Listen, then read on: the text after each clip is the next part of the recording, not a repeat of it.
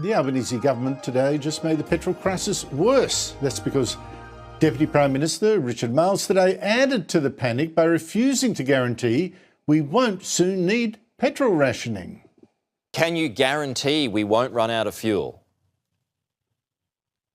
Well, I mean, we will do everything in our power to respond to this situation. I mean, in part, we're being really honest. At the heart of a whole lot of questions in respect of this is how long will this conflict go on? And obviously, I can't answer that question. Now, not being able to rule out running out of fuel or needing petrol rationing is a problem because actually we have two petrol crises here. The first one is the panic buying. We don't right now actually have less petrol than we did before the war in Iran, but people are freaking and they're buying a lot more. And talk of petrol rationing is just going to make that worse. And already the Victorian Farmers Federation is begging Australians in the cities to use less petrol and diesel so farmers have more and can grow and transport our food. But the other crisis is we do face real shortages as this war in Iran goes on. And if the United States can't clear the Strait of Hormuz, which Iran has closed to the oil tankers that have been bringing out 20% of the world's oil exports. That's why the government can't guarantee there won't be fuel rationing later. US President Donald Trump now claims that some countries have now agreed to help the US defend ships in those Straits of Hormuz from Iranian rockets, missiles and drones, although he won't or he can't name any right now. Some are very enthusiastic about it, and some aren't. Some are countries that we've helped for many, many years. We've protected them from horrible outside sources, and they weren't that enthusiastic. Good day, Australia. There is a particular kind of political confidence that only exists in the 48 hours before everything falls apart. The confidence of a man who has just told a journalist that the house is absolutely fireproof right before someone smells smoke. That is precisely the energy Anthony Albanese brought to the Australian public when he stood at a podium, looked down the barrel of a camera, and told this nation that Australia's fuel supply was secure. Days later, he was on the phone calling an emergency national cabinet meeting. The Prime Minister of Australia called an emergency meeting about the very crisis he just told you did not exist.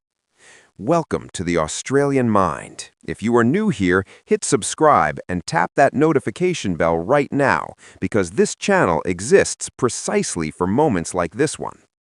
Now, let us unpack what actually happened, because the sequence of events here is so perfectly damning, it almost writes itself. The Middle East supply disruption hits, petrol prices begin climbing, regional Australians start noticing shortages, farmers start making noise about diesel, journalists start asking questions, and Albanese, cool, calm, and apparently reading from a very different briefing document to the rest of the country, steps up and says the situation is being managed, that supply is secure, and that Australians should not be alarmed. This is a prime minister who has made a pattern of this. The formula is consistent. Deny the scale of a problem first, reassure loudly, then, when reality refuses to cooperate with the press release, quietly convene the people who can actually fix it and hope the public has moved on. The voice referendum used this formula. The CFMEU scandal used this formula. Housing affordability has been using this formula for 3 years running, and now the fuel crisis is using it too, right down to the emergency meeting that only became necessary because the reassurance was wrong. Here is the thing about calling a national cabinet meeting in a hurry. National Cabinet is not a casual Tuesday catch-up. It is the Prime Minister gathering every state and territory leader in the country because the situation is serious enough that individual jurisdictions cannot handle it alone. It is, by definition, an admission that the problem is bigger than normal government operations can absorb. You do not call National Cabinet over something that is under control. You call National Cabinet because it is not. And yet, there was Albanese, days earlier, telling Australians it was under control. Now, let us be precise about the timeline, because this is where the hypocrisy becomes forensic. Fuel prices in the major capital cities had already jumped significantly before Albanese made his secure supply statement. The National Farmers Federation had already written to the government, flagging diesel supply risks to the upcoming harvest season. Analysts had already flagged Australia's dangerously low reserve holdings, sitting at roughly a third of what our international treaty obligations require. The information was there, the warnings were documented, and the Prime Minister still chose reassurance over reality. What does that tell you? It tells you one of two things, and neither of them is flattering. Either Albanese genuinely did not know how bad it was, which means his department failed to brief him properly, or he failed to ask the right questions, or he did know, and he chose to tell Australians it was fine anyway, which is something else entirely. Pick your interpretation. Both of them represent a failure of leadership at exactly the moment leadership was required. The Emergency National Cabinet meeting produced what emergency national cabinet meetings always produce, a series of announcements designed to look decisive, a fuel security task force, a temporary lowering of fuel quality standards, a release of strategic reserves, an ACCC investigation into price gouging.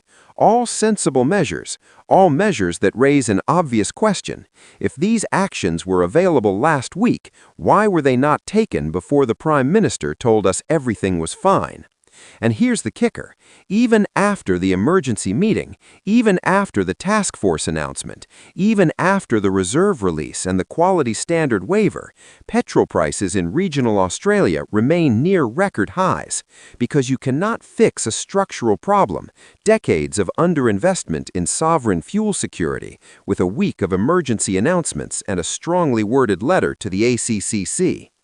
The fuel crisis is not just a supply chain story.